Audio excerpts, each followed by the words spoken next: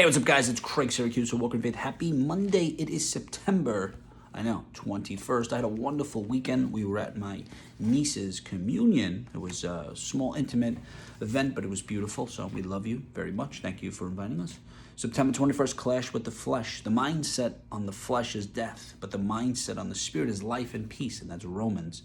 God will never tell you to do anything that gratifies the flesh, to do just as you please without thought of the future. Yes, He wants you to enjoy life, but in a way that pleases Him and brings you wholesome fulfillment, not in a manner that will ultimately destroy you.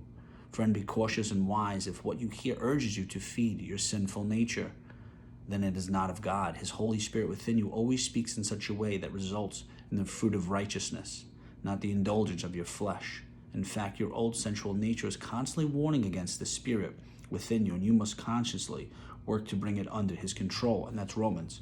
Therefore, friends, set your mind to satisfy the yearning of the Spirit. His voice will build you up, edify you, and lead you on the path of God's will. Trust Him, obey His Spirit, and live. Lord, lead me, and I want to obey your Spirit today, not my flesh. Reveal where I have failed to follow you, so I may repent and live. Amen. In His presence, be sensitive to His Spirit. So we talk a lot about discerning God's voice, because there's always these conflicting voices, conflicting messages. Is it the world? Is it my spirit? Is it my flesh? I don't know who it is, right? How do you do that? One is a listening prayer, which you can look that up. The other is obviously building a relationship with Christ, understanding His scripture. But like it says here, if it's something that's going to gratify the flesh, it's not from God, right?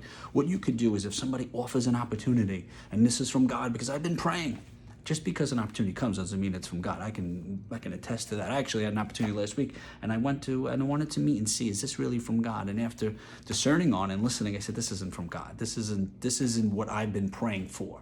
So what I would say is, just because something comes your way, what you need to do is say, I'll sleep on it, which is really praying and reflecting on it. So make sure that when an opportunity comes, if it gratifies your flesh, if it sort of reveals sin, if it leads to temptation, any of that, I can tell you right now, it's not from God. Just because that comes, you still need to pray about it. So what you need to do is to continue to build a relationship with Jesus Christ. And as you build that relationship, you will understand how He speaks to your spirit. So when something comes, an opportunity, right away you know, this is from God, this is from the world, this is from me, this is from the flesh. You'll be able to make real sound decisions, but always pray about it, always reflect on it, always sleep on it. Don't make impulse decisions. Until next time, always remember you have the ability to inspire and evangelize through your words and actions.